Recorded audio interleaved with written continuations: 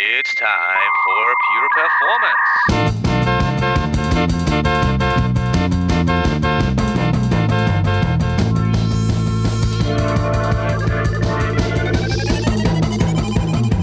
Get your stopwatches ready. It's time for Pure Performance with Andy Grabner and Brian Wilson.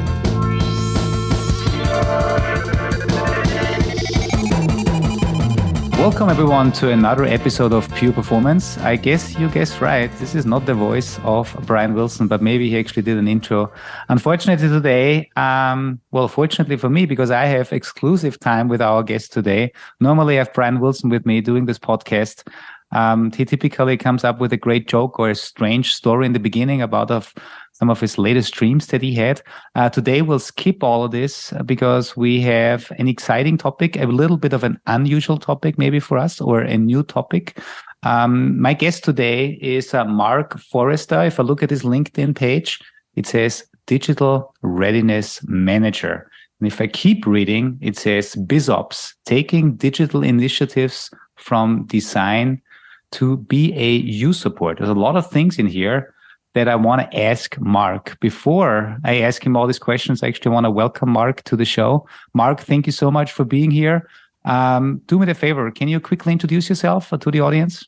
Yeah, I'm Mark Forrester. You've already given my job title away. Digital Readiness Manager at Mitchells & Butlers, one of the UK's largest restaurant companies, over 1,700,000 restaurants that we deal with. So my role, the title doesn't really explain it very well, but yeah, so it's probably a transition manager on steroids, blended across all different departments, delivery and things like that. So as we chat a bit further, we'll probably unearth a lot of what I do and how I interact with different parts of the business to make sure what we do develop is supportable and manageable once it gets into BAU.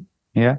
Hey, every time I talk to you, and I know you have given different presentations, it's always exciting for many people because the business you're working in, right? You mentioned this restaurant and pubs in the UK. A lot of people probably like to spend time in the pub, have a pint or 5 or 10, however else there is, how many else they have. But it's really exciting to see that this business, right, the whole restaurant business, the whole food delivery, and everything has been transformed digitally, especially during COVID. Was this a challenging time for you, kind of reflecting a little bit what happened in the last 3 years? So as a business, we thankfully already, he says, looking back, made that decision to start driving the digital channels, especially order at table. You walk in, you find an empty table, you get your table number, the menu, you get your menu up on your phone, and you basically just order it while you sat there, pay for it online, and it just arrives to your table. That's the concept, obviously. You'll find those services in other places and other things, but it was fundamentally groundbreaking back then for a bar and restaurant company to do those features. But then COVID landed. The UK government had different rule sets. So when we began to open back up after the first wave, there were strict rules about social distancing. So therefore, you had to use order at table. So we were already ahead of the game. The pinch point there was we had to mass scale it across all of our brands. So you bear in mind, we have 18 brands in the UK. We're not a single entity. So Mitchells & Butlers, if you say that name to somebody in the UK, probably won't understand who that is. But if you talk to them about Miller & Carter, the steakouts, Brown's Brasseries, Toby Carvery, the home of the British roast dinner, and all of those other brands that we have, basically had to have those services enabled on tap at the drop of a hat, basically. So that made it challenging, to scale and to be able to do that, at expedited speed. And then obviously there was a massive explosion then into people didn't want to go out, people didn't want to socialize. So that caused the delivery market to explode. And if we've already got a kitchen that's certified and running and we've got a chef, then why shouldn't we be able to take, food and drink beyond the traditional bricks and mortar of the building and take it out to the guests? So we obviously then ventured out and started pushing hard into that delivery sphere and obviously doing Just Eat, Uber Eats and Deliveroo deliveries from our outlets into customers' houses, basically. So we burst the ring fence that was the bricks and mortar of the actual building and said, you know what, we've got the facilities, let's push it and let's drive it and let's drive the revenue growth. And today, exponentially, we still do that, and we explore different ways to, get that. I think one of the stats we do publish is that the order at table journey, because we remove the friction of fighting at the bar, trying to get to the front and get in your front space. So then obviously the waiter or waitress will say to you, what do you want to drink? And then you're like, I'll just have one of those, because you're then in a panic because you've got loads of people staring at you. You're like, come on, I want my drink. So what order at table actually does is take all of that friction away, gives that time back to the customer, and they make more informed choices, and they naturally upsell themselves. So as an example, my wife painfully will take me to an outlet, and I'll use the digital services, obviously, because we implement them, and she will order a gin and tonic. But because she now has the time, she'll order a more flavoured gin or exotic gin, and obviously a flavoured tonic to go with it, which obviously is more expensive, which drives revenue growth for basically just offering a digital channel. Yeah, and for me this is fascinating. It's the second time, or I hear the story now from you, and I actually kept repeating the story to some people that I met, because for me it's fascinating. Right, it's something that I think everybody understands. The situation that you just explained. You get to a bar, you have to wait in line, and all of a sudden you have to make a split-second decision. You already forgot what your friends ordered, because obviously, our brains are not trained to keep like 5 drinks in our brain for a minute or two. But I really think that what you said is interesting. You're making more informed decisions because you have all of the time that you need to make a decision. You have all the details of the products that are available to you in your hand, in your pocket, in your hand, and then can make an informed decision. This is this leads to more business, and I think this is just phenomenal to think about this. Now, what I did not know, but as you explained it, that obviously back in the beginning of the pandemic, after the first wave, when we were allowed to go back to pubs, but we had these rules of, like having the social distancing in the restaurants. And I guess that I'm because I'm not working in the restaurant business, I wasn't aware that obviously ordering at the table was obviously one way to enforce that rule, to stay kind of separated as good as possible. And you were already ahead of the game because you had these things there. How challenging was it to roll this out?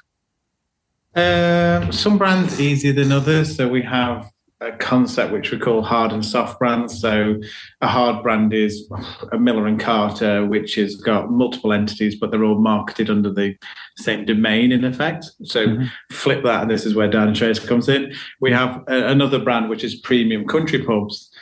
Each outlet has its own domain. So we create an application that has like 160 domains in it, because each individual outlet in that brand.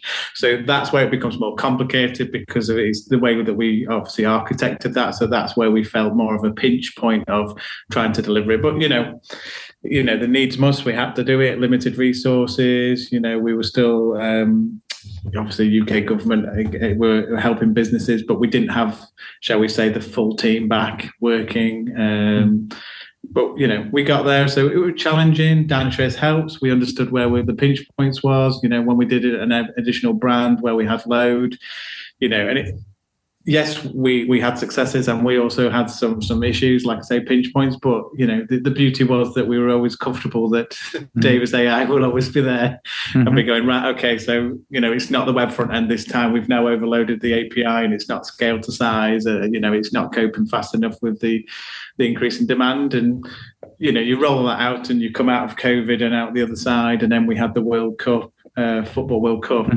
And when we were sat, energized, ready, and had no blips at all, because history taught us we know what the load would do, we know how to compensate for that load, and we know how to deliver it. But not only do we have order at table, we have the delivery partners, we have click and collect, where you order it online and collect it. And so we have own channel delivery now, where you order it online on our site, and we use a third party delivery company to deliver it to your door, because then we don't have to pay as much revenue to our delivery partners, because they take a cut, obviously.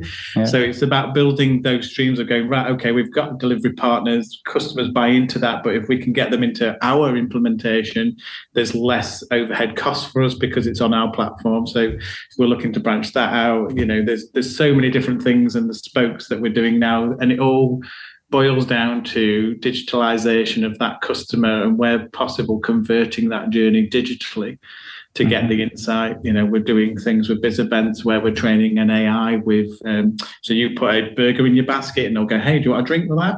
Well, using biz events, we're capturing what people want and what people select. And then we then push that back up into the AI to start training it. So each brand would have a more responsive AI to what customers of that brand normally would select when we ask a question, and it's about drive that basket value. So there's lots and lots of busy things going on in my world, and we have to correlate all that because obviously it's great because the customers love it and the customers use it, but when it goes wrong there's a lot of touch points, and it's a cloud ready and all of those different words that Dan Trish would use. It's a minefield because I showed it perform that our front-end web platform is developed by, let's say, called supplier A. The till system, the POS, is supplier B. The API layer is actually supplier C. And we're sat in the middle going, well, who's at fault here? And then that was always the challenge. And this is one of the things that we now use Dynatrace to surface that data. We blend RUM data now. We use biz events. I think like it's going out of fashion at the moment. It's our new toy with so much power. So today, I was talking to somebody in Dynatrace because we enabled biz events on the journey. So for example, the delivery partner, we get an error coming back all the time, which is an item is out of stock. So we know that when they mark an item out of stock saying, I don't know, I've got no fish left, so the outlet mark it out of stock, that has to sync through the POS, through the API layer to a SaaS provider who then integrates it with our delivery partners to get it offline on, I don't know, Just Eat, for example. We know that customers will still place orders, and then the POS the point of sale will reject that because it can't auto-inject because that item's out of stock now. Yeah. We know that journey's failed. We now implement, so from biz events, we know that's failed. So we now implemented biz events on the 4 touch points where we see the out of stock come through from the POS, where that gets transformed into a notification for our third-party SaaS supplier.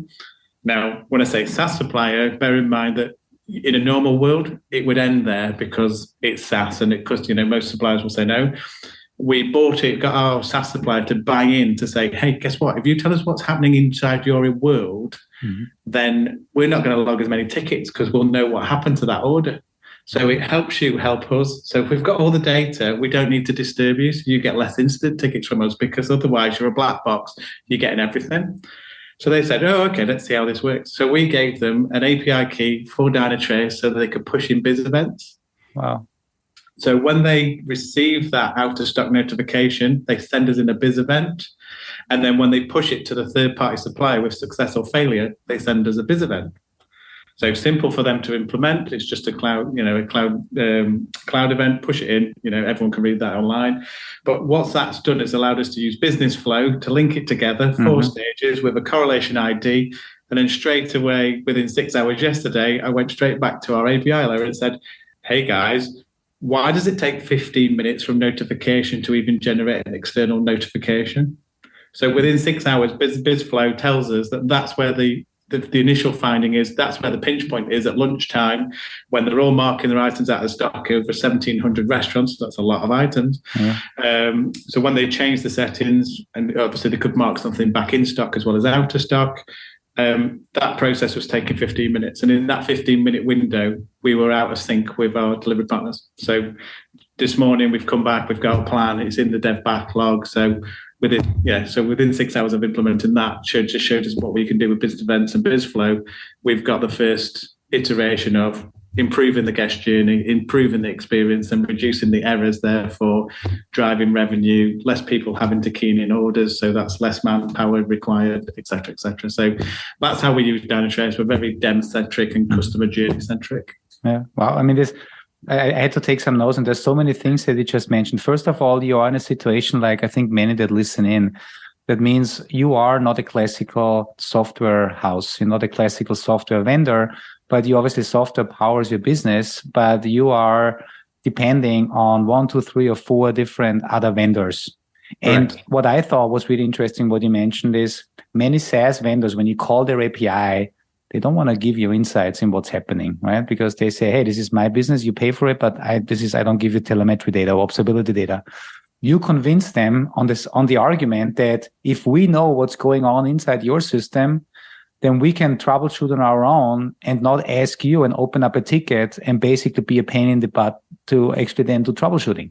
Yeah. So in essence, they would have it would have ended up where they would have had death by tickets, as I call it. So basically, It would have been a surge of tickets because we know through history, going down this process that we've had before, and the previous vendor then opened up an API gateway, and we were querying that from things. But ultimately, we knew from experience that it would be a death by 1,000 cuts because they would literally get ticket after ticket, because once it enters their world, we don't know. So we go, well, this order failed. Well, actually, what they're sending us is, well, we failed to inject your order, but it's your fault because you're out of stock of an item. Yeah. Now, that's not for them to fix. That's exactly. for us to understand. And that's where the collaboration comes, and they've seen the power of this now. So we do it for out of stocks. We do it for when we're syncing the menus now through them to the third parties. We do it for, obviously, orders, where we can see where orders are failing, and they tell us why it failed. And even if it fails inside their infrastructure, they will tell us that. And we can simply, use biz events. There's a simple dashboard, and even, ironically, someone used to do it in an Excel spreadsheet, and now we just have it on a Dynatrace dashboard, which calculates the failure percentages by supplier and overall, and they don't even have to do anything. They just open it up, set the timeline, and it gives them the answer they're looking for their reports. It's there.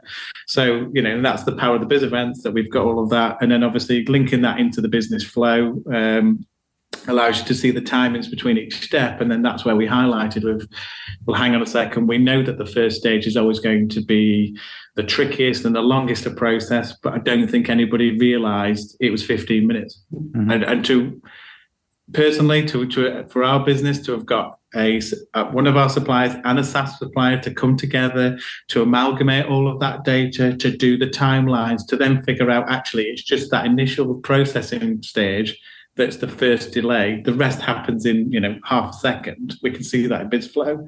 So straight away, it just became clear straight away, and that was the power of Rail, and etc. That it can do those kind of queries and crunch that information. And straight away we were onto that. And then obviously what we'll drive into next is looking at the drops and see where in that stage are we losing tickets, and for what reason, or out of stocks, and for what reason. So we will then granularize that down, and if we need to insert another biz event in that step to try and get further into it, that's what we do, and everyone's bought into it. It's the major reason of why delivery partners orders don't auto inject is the out of stock issue. So the slicker we can make that, the better. And now we've got the oversight, we've got the metrics, and I've fed back to the Dynatrace team there of actually it would be great if now I've got my biz flow, can I turn that into a metric? Can I turn that into an SLO, so that we can say actually an out of stock should take no longer than 3 minutes, and when it does, then we should be flagging that, and from a metric I can create a problem record. So it's driving that enhancement and using BizFlow data to capture more information and respond to it. Yeah, and then ideally, if you think further, right, you should be able to do some predictive analysis here, and you should, hey, we are probably running out of stock on this item because it's so popular today. Start restocking it or whatever, right? I mean, that sounds like the next. If only, I mean, it's got to go to a supplier in a lorry. So unless we've got into the world of drones and they're shipping fish through I understand. refrigerated containers, it's a bit tricky. But in principle, it's there, and there are a lot of things that we can enhance and drive. And like I say, the AI. If we know we're running low on fish, then should we start suggesting different things to customers? Items, of course. We know we haven't got fish and chips, but we've got, I don't know, a trout. Should we then go, oh, sorry, we haven't got fish and chips, but we've got this other fish, and basically just ease the customer into that other side of the journey. So it's all about not forcing the customer, but finding that right balance of, not so they feel like we're dictating to them what they want, but at the same time, if we haven't got something they want, but we've got something else, then it makes logical sense of saying, really sorry, but what about this, or what about that instead? So so it's a very busy day from day to day, trying to orchestrate all of that, link it back to what's in the pipeline, different services that we're offering. So one of our new features that's coming through recently, or going to come through shortly, should I say, is that good old thing. You go to a restaurant, you've had your food, You just want to pay, you just want to leave. And so, but how many times have you sat there trying to get somebody's attention? So we're going to introduce the ability of pay at table. So basically, you get your bill from the waiter or waitress. It'll have your table number on. You just go on the app, put in your table number, and it'll call you over the internet. Basically, contact the outlet, get your bill, and you can split it and pay it in multiple segments. But basically, you just pay it on your phone and you can leave. You don't need to see a waiter or waitress to finish the journey off. You can even tip on it if you want to. Yeah. So it's about taking all of that friction away where it slows customers down and they get frustration, and take them out and digitize them. Yeah. So for me, what's fascinating, we've been talking about 20 minutes now, and I know you are deep into observability, but when we talk about observability in the past, we talked about CPU, memory, garbage collection. We talked about failure rates. We talked about very technical observability metrics. You, however, in the last 20 minutes, you never used the word CPU. You never used any of these, let's say, classical terms, because you've completely brought observability into the business space, right? And I know you mentioned busy events a lot. So folks that are listening in, busy events is one of the ways in Dynatrace to actually extract.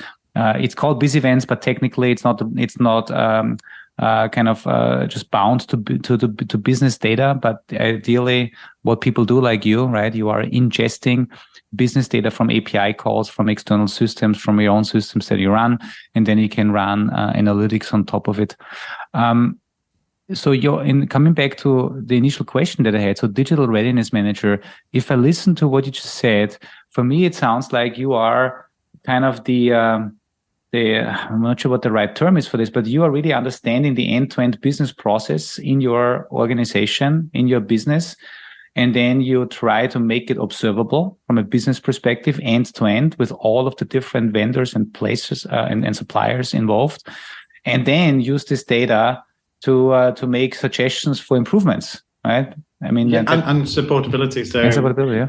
Yeah, so the product owner will want, like you say, so the product owner will come and say, this is our new initiative, and then I will, like you say, analyze that end to end. So what are we going to get from DEM? What are we going to get from biz events now? How are we going to capture? And then obviously they will have reporting requirements that they would want to see in relation to conversion rates and all of those wonderful things. So some of that comes out of Dynatrace, etc., and sales numbers to an extent, because obviously we see the transactions going through from the web portal, but we wouldn't see refunds. So it's unreconciled data, we call it internally. So we don't use it for sales reporting, obviously, because that's the financial system, but it gives us that near snapshot, near to the second of what's going on. So we take all of those reporting requirements, but what I do is the reporting requirements that a product owner wants about usually it's successes, if I'm brutally honest. They want to see all the good data to PR, how great this implementation is. But the flip side of that is the bad data or the failures, and that's what the support teams want. So basically, in the same time, I sit in that, the gap in between, the grey area, whatever you want to call it, and I flip it both ways. So we provide to the product owners the good data, so they'll say, well, how many transactions fail?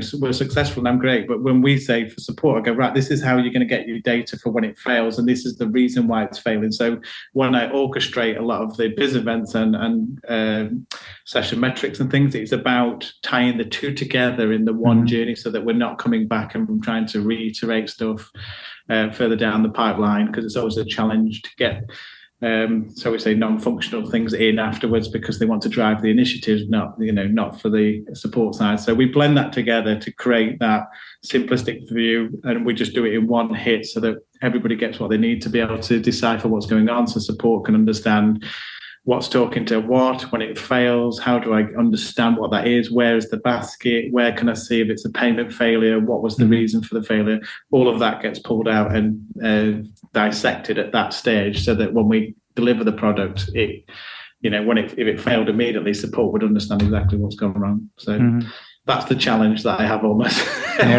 every week, to try and dissect all of that. Yeah. What would you say, looking at, it's always great to be proud of successes, but it's great to learn from failures and improve.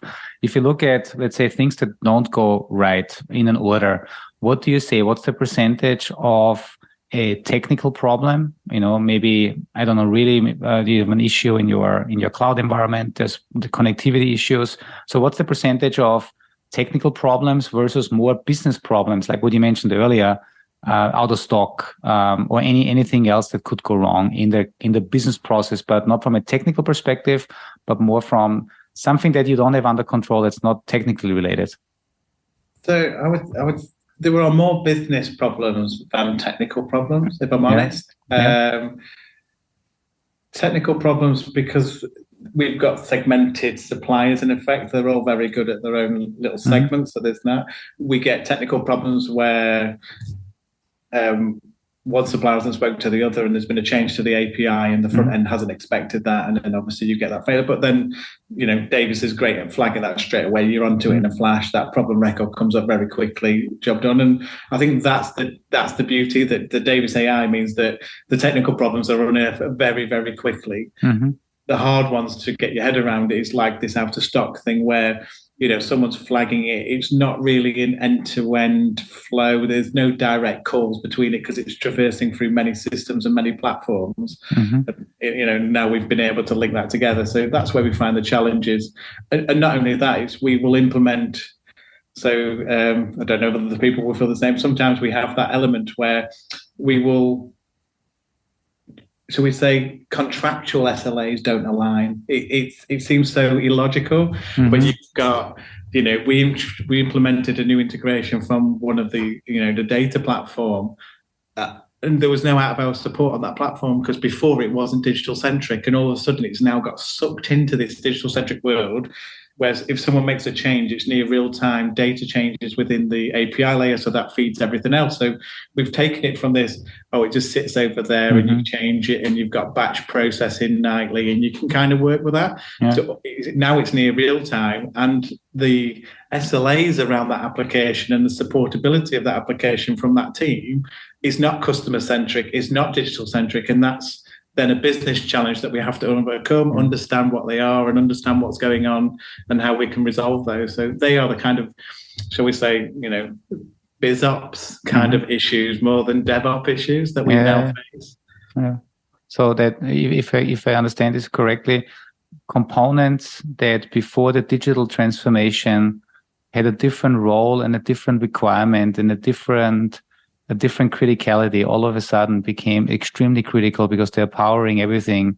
And if you don't have the right setup for this, right? If resiliency or SLAs were never that critical, and all of a sudden it has to happen overnight almost, then this is a big challenge. And it's that business process that becomes the blocker more than the technology. So the technology is accelerating faster and joining the digital world faster than the business processes, and that's where we found a few pain points recently. If that makes sense. It makes a lot of sense. Mark, taking a step back in history, because you have not always been in that role, but you kind of emerged into that role. What did you do before, and how did you end up in where you are right now?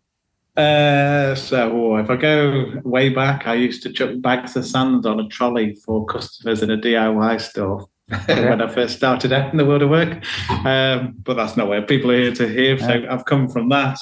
I've worked my way through that DIY company, managed to get into their IT department, which then became part of a big wider group. And then basically I joined Mitchells & Butlers a long time ago now, probably about 10, 15 years ago, as an infrastructure analyst. So I just looked after your standard infrastructure, more aligned to the web. But back then we weren't as digital centric. It was just, it's a website, for our brands.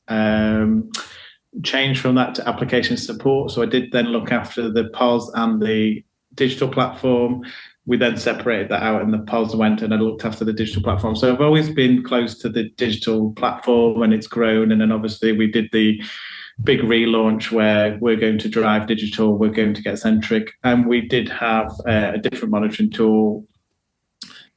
And then it was coming up to the end of the contract, and I just said, you know what? Why is it that marketing or somebody will come to us and go, your websites are offline? And we're like, are they?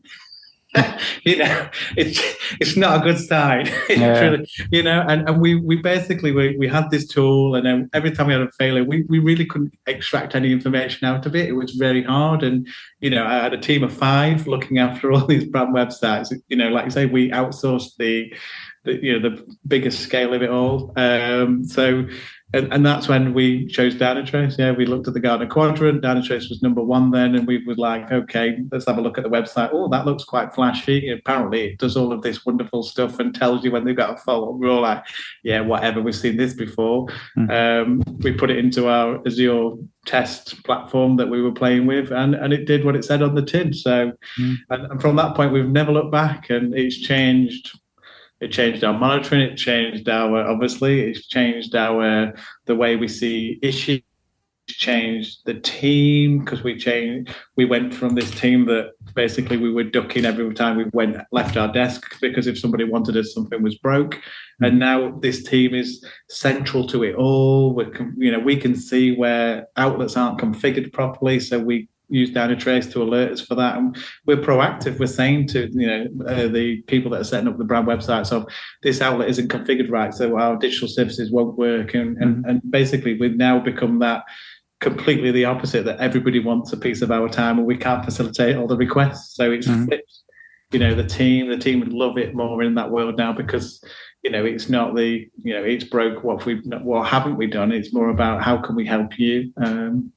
So it's completely changed the whole ethos of the business as well, in that kind of sphere of we've got more insight than we've ever had. Davis AI, I always joked in the past that Davis AI is like having another team on itself, because it just, you've got this problem, the root cause is this, we can then target the supplier, and the suppliers know we've got Dynatrace now, and they can't fight it. Because even in the past, they've go, oh, it's not us. Prove it's us. Well, I don't need to prove it. It's telling me, and that's the beauty of Dynatrace. So it's unlocked a lot of things other than just the monitoring in Mitchells and others. What is next for you? I know you said there's there's always, digitalization doesn't stop now because COVID is over. It doesn't mean we don't have to innovate. Any other exciting things that are coming up for you? So, we continue to grow and continue to drive. We want to implement a concept of tabs. So if you went to one of our restaurants, you could technically set up a digital tab and sit and drink all day with your friends, and they can go to the bar and order drinks. If they scan your QR code, it go in on your tab, and it's just one bill at the end. It's those everyday journeys that you can do if you walk in and hand your card over, and they keep your card while you're not there, for obviously for payment reasons and everything else. So it's about analysing every one of our journey and understanding, can we digitize that? Can that help improve the customer experience? Will that help drive growth? Will that help drive, with the redeployment of people in the so you can. If people are serving themselves, then the waiters and waitresses can spend more time with you and enhance your experience, so you feel like you were more, they were more attentive to you rather than running around. So there's lots and lots of things that we're working on from that perspective. But yeah, at the moment, shall we say short term, it's about, let's say the word again, biz events and everything, because we see the power of biz events. It's unlocked so much for us to give us that visibility on everything that we do. Yeah, this is a great thing that you just said. I think you said with all the friction that you take out, the customer in the end feels more taken care of, because there's less time for waiting on something that they feel shouldn't take that long, and therefore it gives you a better feeling, right? I mean, it feels you all then, I guess, more connected to that brand. In your case, Mitchell and Butlers, you have so many different brands of restaurants and bars, but that's really great. And I think this is a message that I would like to give everybody that is listening, because what you are really doing, you are really making sure that you understand the business processes that you have, you make them observable. So you talk with the individual suppliers, with the different teams, to make it observable end to end, and then you give the data and you use the data to optimize it by reducing friction, by making it easier to troubleshoot, but in the end, improve that process. So in the end, the beneficiary of all this is the customer. It feels more taken care of. Yeah, and that's the ultimate goal. We look at the delivery. We know that if we can fix the out of stock issue on delivery, will move from, what is a 6%, which doesn't sound a lot, a 6% failure injection to POS, that will be down at 0.1, 0.2% failures. That's how big the prize is. That's why we've gone after it. But, without that insight, without Dynatrace surfacing that, it's Biz Events that surfaced that data in the first place. So, Biz Events has led to Biz Events, and it's a natural trail to go digging deeper. So from our perspective, what we're always focusing on is how do we make that so frictionless that it's so slick that the customers use it, the customers that aren't using it, they'll buy into it because they see other people having success with it. Because ultimately, like I say, that frees up the waiter or waitress to give that more personal experience. But ultimately, it all drives to the guest experience. We are in a cutthroat market, as most of the people are in their industries, that, if we can't serve you, there's a pub within a few hundred yards or a restaurant a few miles away that is a competitor, and they will happily take our customer away. So therein lies the challenge. With the booking engine that we have, if it's not available, they'll just book somewhere else. It's so cutthroat. So it's very, the booking engine we use is it's SaaS. That's a SaaS supplier, and they do also deal with our competitors. And we had a funny debate about we use Dynatrace data and we share that with that vendor to show when we're having an issue, they expect to get a P1 because it's gone red outside. They're seeing what we're seeing before we've even logged a ticket. Someone said, why would you do that? Why would you do that? Because they also serve your competitors. And I was like, if a guest chooses to come to my website, if I'm not there, we've lost them potentially. We've done some work on how often people book in advance, but for all intents and purposes, you get one shot most of the time at getting that booking. So if I'm providing that information to the supplier and their service is up and running, then when they come to us, I'm there, I'm available, and they can book.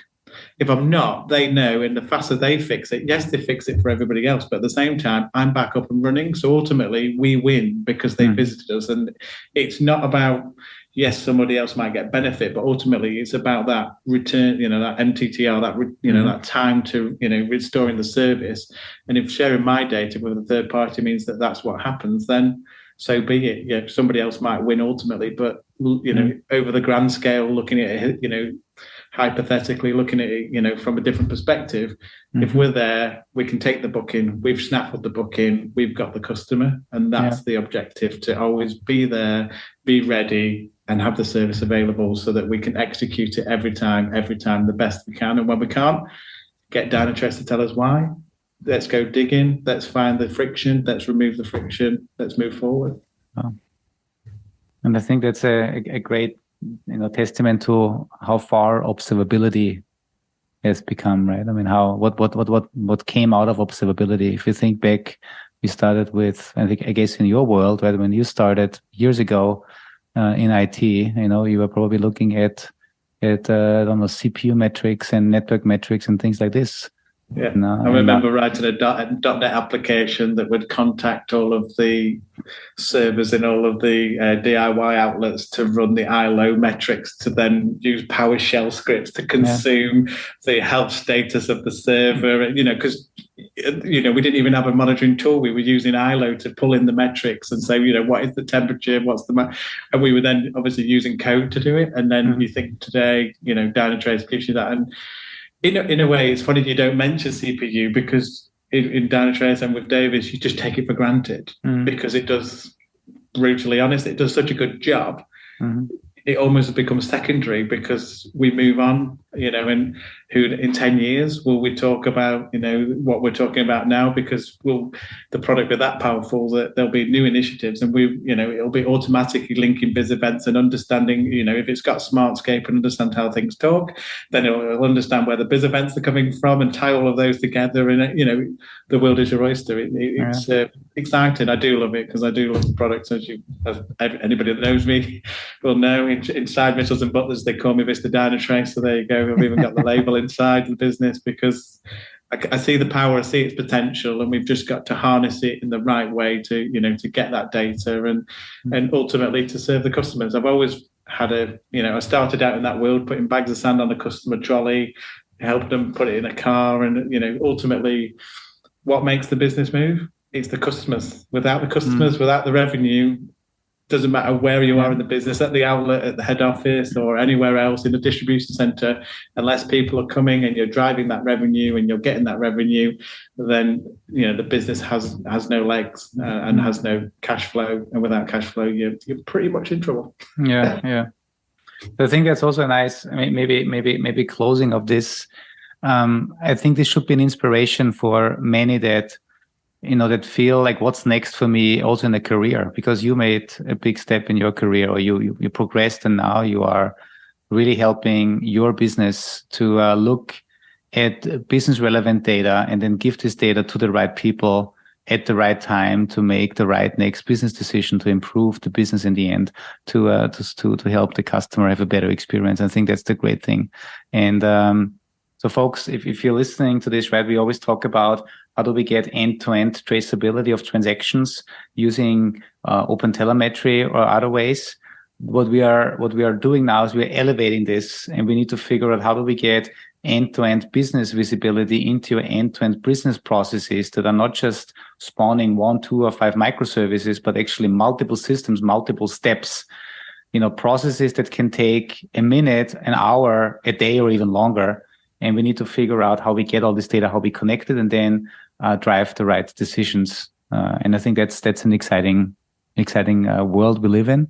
And the digitalization and the APIs that allow us to connect to other systems make all of this possible. But we also need to think about what type of data do we need to have to then make the right decisions. Mark, any final words from your side before we close it? That's a good question. Final words? No, just open your mind. Anything is possible. You've just got to take a step back. Maybe, you may have a few humps in the road and some tough journeys and some tough conversations, but ultimately, when you start unlocking the data, that's when I enjoy nothing more than going to someone in the business and watching the penny drop, and you see the eyes light up, and you've just gone, they get it. And all of a sudden, that's a really good moment, and the satisfying that all of that effort culminates in, and it's not necessarily somebody high up. It's you've just somebody in finance. You've just given them the piece of information that they spend hours trawling through spreadsheets for, and you go, oh, actually, if we do this, this, and this, I can help you, and we can capture it here and feed you that data, and that's the thing. It's not just an IT system anymore. It's a business system, and when I say that, I mean literally, marketing, finance, you name it. It spans it all, all the way through to our customer services. Dynatrace will watch their applications for them, internal and external. So yeah, it's a great journey. Be prepared for some bumps, but courage and conviction. Stick true to your word, and you'll come out the other side, and it'll be a great journey. You'll look back, and it'll be. When you reflect back, it'll be a good journey. Awesome. Thanks, Mark, for these inspiring words. Hopefully, we will see many more digital readiness managers on LinkedIn after this podcast airs. Also, you mentioned that you obviously did some presentations already, perform in other Dynatrace-related events. We will link to those in the description of the podcast. So in case you want to see Mark in action, then we'll give you the chance, and I'm pretty sure you will be back at events talking about your journey with Dynatrace, in this case, with business events and wherever the journey takes you in the future. Cool. And I want to say, Brian, sorry for you not being here, but I enjoyed the conversation. But I'm looking forward to having you back as a co-host in the next session. Thank you, though, for taking the raw recording that I produce here with Mark and then converting it into a podcast that that our listeners throughout the world can listen to. Thank you so much. And with this, goodbye. See you next time. Hear you next time.